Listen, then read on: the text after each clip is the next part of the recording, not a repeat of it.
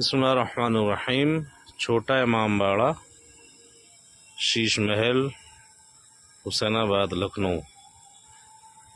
وہ انٹرنس کا گیٹ مین، اور یہ ہے گوڈاؤن۔ اس زمانے میں امام باڑے کے سامان رکھے جاتے تھے۔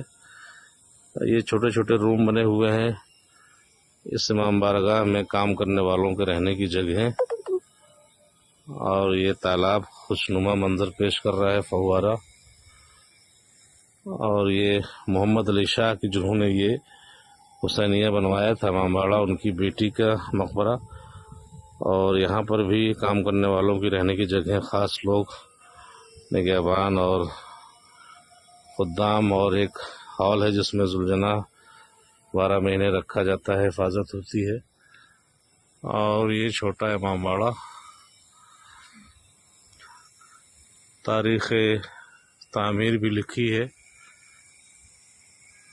شہ زمان محمد علی، شہ زمانہ محمد علی بنا فرمود، فارسی میں۔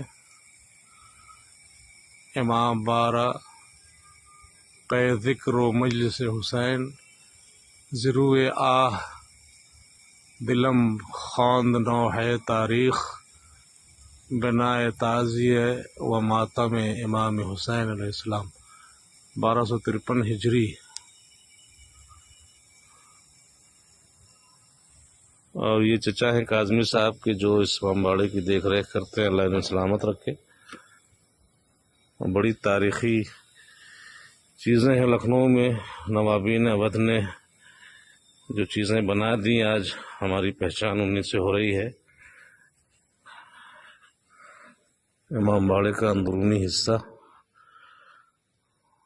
کئی 100 سال پرانے جھاڑ و فانوس، جن کی آج لاکھوں نے، کروڑوں میں قیمتیں ہیں۔ جناب مسلم نے جو حسین السلام کو خط لکھا تھا کہ حالات سازگار نہیں ہے، آپ کو پھر تشریف نہ لائیں، اس خط کی کاپی۔ اور یہ قرآن جو چاول کے دانوں سے لکھا گیا ہے۔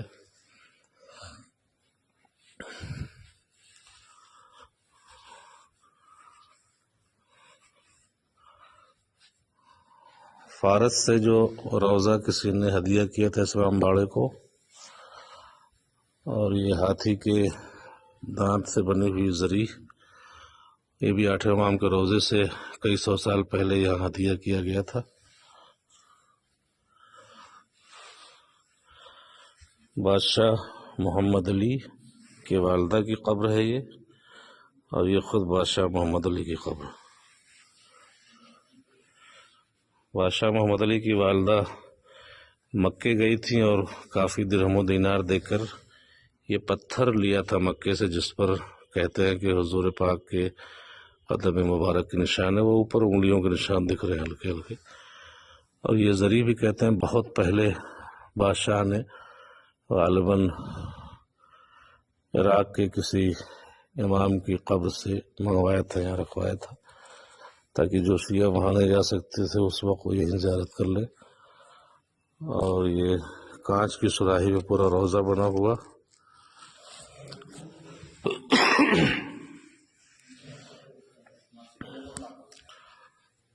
یہ جھاڑ ہے جو ہندوستان میں کہتے ہیں صرف 3 جھاڑ ہیں، جو 300-400 سال پہلے، جس کی قیمت تھی 12,000۔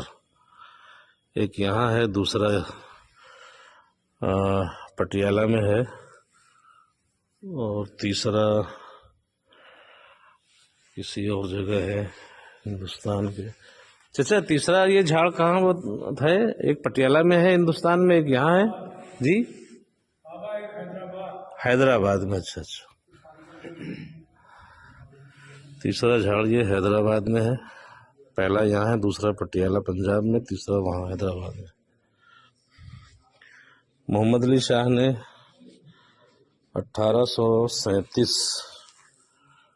سے 1843 6 سال حکومت کی، اور ان 6 سالوں میں 5 سال میں یہ چھوٹا امام باڑہ تعمیر کروا دیا۔ چاندی کا منبر۔ چچا ہم نے سنا اس پر، جیسا کہ آپ نے بھی بتایا، شاعر لاجواب خدائے سخن میر انیس نے اس پر مرثیہ پڑھا ہے. میر انیس اور مرزا دبیر صاحبان نے اس منبر پہ مرثیہ پڑھا ہے بنفس نفیس خود.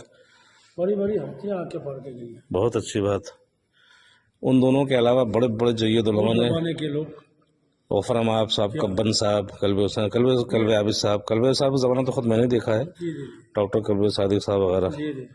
تو محرم میں عشر اولا یہی ہوتا ہے. اب یہ سمجھ لیا بڑی بڑی اس زمانے میں ہستیاں تھیں جی جی پڑھ کے گئی. ہاں ہاں، غفرم آپ صاحب وغیرہ اور ناصر ملت صاحب، جی ہاں. شبیر حسین صاحب، منصب علی صاحب، سعادت صاحب. یہ اب سب سے بڑا ممبر آپ سرکار آپ جان سکتے کہاں پر ہے؟